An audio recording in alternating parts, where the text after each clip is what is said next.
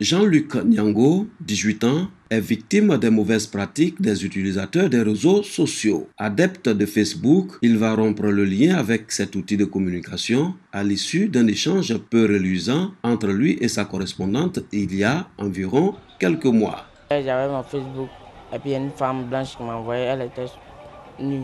À partir de là, j'ai arrêté d'aller sur Facebook. Et les vidéos où on tue les gens, tout ça, c'est ça qui fait que moi, je ne peux pas regarder moi de quelqu'un et puis dire non, j'aime. Donc, comment je viens sur Internet, je viens pour écouter les sons. Si je suis fatigué, je m'en vais à la maison.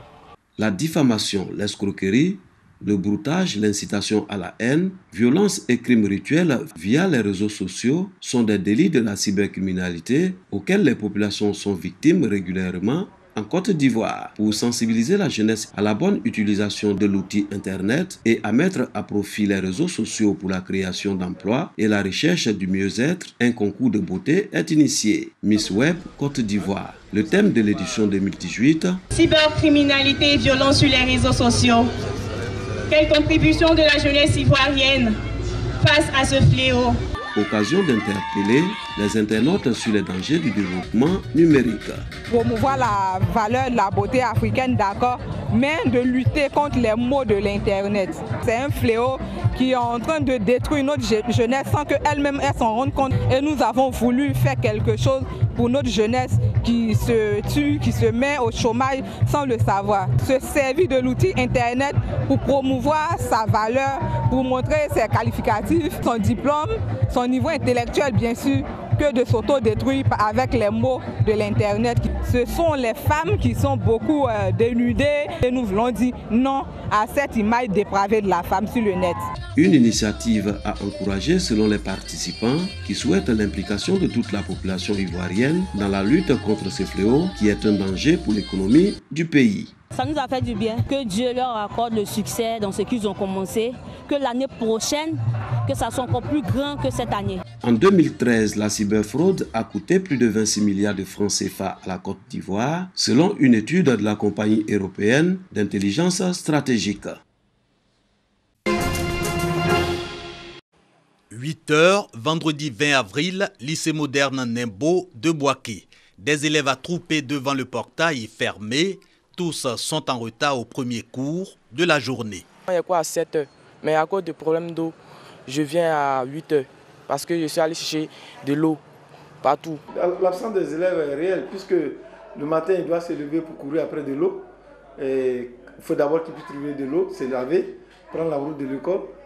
Naturellement, ça va jouer d'abord sur son temps pour arriver à l'école, il va avoir des retards. La crise de l'eau à Bouaké, une situation en passe de s'ériger en mobile de retard en classe et dans les administrations, obligés que sont les élèves et travailleurs d'aller à la recherche d'eau avant toute activité.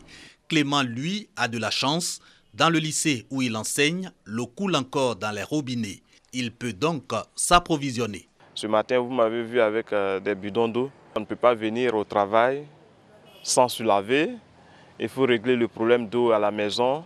L'administration, pas le seul secteur perturbé par la crise de l'eau. Restaurants, salons de coiffure, stations de lavage auto, chantiers immobiliers en font également les frais. Pour le moment, nous avons le premier chantier qu'on vient de débuter. Par manquant d'eau, nous sommes en retard. On ne peut pas toujours payer de l'eau. Pour payer une barrique d'eau, il faut 1000 francs. Et par jour, on prend au moins 10 barriques d'eau.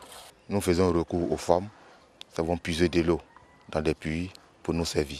Comme sur ce chantier immobilier, le fonctionnement des services de santé repose aussi sur des formules toutes trouvées. C'est le cas ici à la maternité de Coco. Après toute consultation, il faut se laver les mains. Aujourd'hui, là, on n'arrive pas à respecter cette procédure-là. On est obligé d'utiliser des échelles pour se désinfecter seulement les mains. Quand les femmes accouchent, on a besoin d'eau pour nettoyer la salle, pour nettoyer tout le matériel de travail. Ce qui fait qu'on ressent plus la pénurie. Services publics et privés, ménages de Bouaké, tous victimes de la pénurie d'eau. Et pour combien de temps encore? Certainement à la fin des travaux de forage en cours sur financement du gouvernement pour juguler le manque d'eau. À l'origine, la faible pluviométrie et le tarissement de la Loka, principale source d'approvisionnement en eau de Bouaké. Cynthia ne connaissait rien de la boxe avant de tomber sur un match à la télévision il y a 2 ans. Depuis, le sport a changé sa vie. À Bariga, un quartier populaire de Lagos, l'adolescente s'entraîne tous les week-ends avec des dizaines d'autres jeunes. Elle est rapidement devenue la meilleure de son club. À 17 ans, elle rêve de devenir boxeuse professionnelle pour faire vivre sa famille. Depuis 13 ans, Oloez entraîne bénévolement les jeunes dans la cour de l'école primaire du quartier. Et même s'il n'a pas de ring pour accueillir ses boxeurs, ils sont chaque semaine plus nombreux à enfiler les gants pour s'affronter dans la poussière. En l'absence de soutien du gouvernement, le coach se débrouille avec ses petits moyens pour faire vivre sa passion. Dans les années 50 et 60, le Nigeria a produit les meilleurs boxeurs du continent africain, ramenant plusieurs médailles des Jeux olympiques. Un âge d'or depuis éclipsé par le football et l'athlétisme. Mais la boxe revient à la mode depuis quelques années. La création de chaînes télévisées spécialisées ont notamment popularisé ce sport. Un succès qui s'invite aussi dans les quartiers chics de Lagos. La plupart des champions nigérians font aujourd'hui carrière à l'étranger. Grâce aux passionnés comme Reya, amateurs et professionnels se retrouvent régulièrement sur le ring pour combattre. Et pourquoi pas susciter d'autres vocations. Boris Nikolaevitch Eltsine fut le premier président de la Fédération de Russie. L'histoire retient de l'homme qui a chassé les communistes du pouvoir. Né le 1er février 1931, il adhère au Parti communiste de l'Union soviétique en 1961.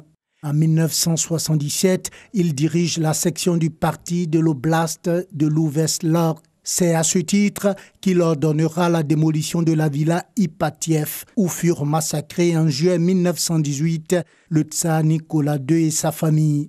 Du 24 décembre 1985 à 1987, il dirige la section du parti de Moscou. Il est démis de ses fonctions pour avoir reproché à Mikhail Gorbatchev la lenteur de ses réformes.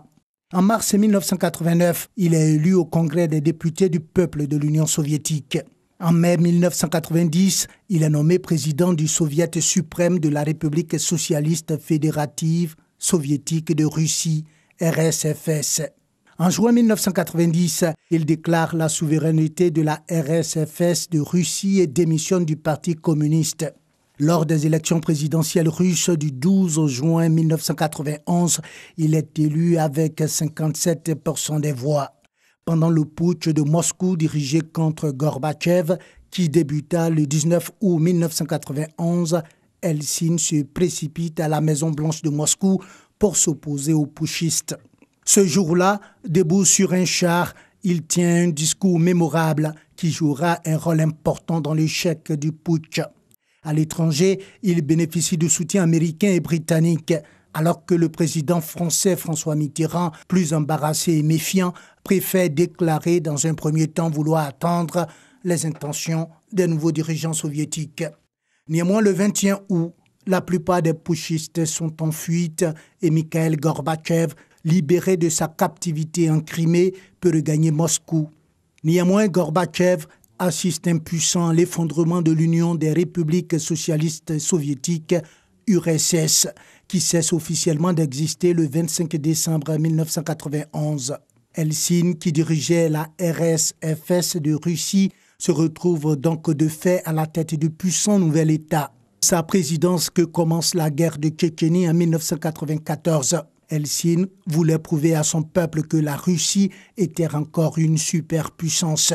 Mais la guerre s'avère un échec. Atteint d'une maladie cardiaque, Boris Eltsine subit plusieurs attaques, notamment en 1995 et 1996, ce qui ne l'empêche pas d'être réélu face aux candidats communistes. Il subit à la fin de 1996 5 pontages coronariens. En 1998-1999, face à une situation de crise économique, Eltsine change plusieurs fois de Premier ministre. Il reste président de la Russie jusqu'au 31 décembre 1999, date à laquelle il démissionne pour raison de santé, convaincu par sa fille et conseillère Tatiana Dioshenko. Son successeur est son ancien Premier ministre Vladimir Poutine. Boris Eltsine décède le 23 avril 2007 à l'âge de 76 ans d'un brusque arrêt cardiaque selon des sources médicales. La Russie observera une journée de deuil le même jour. L'ancien président fut inhumé le 25 avril dans un cimetière de Moscou.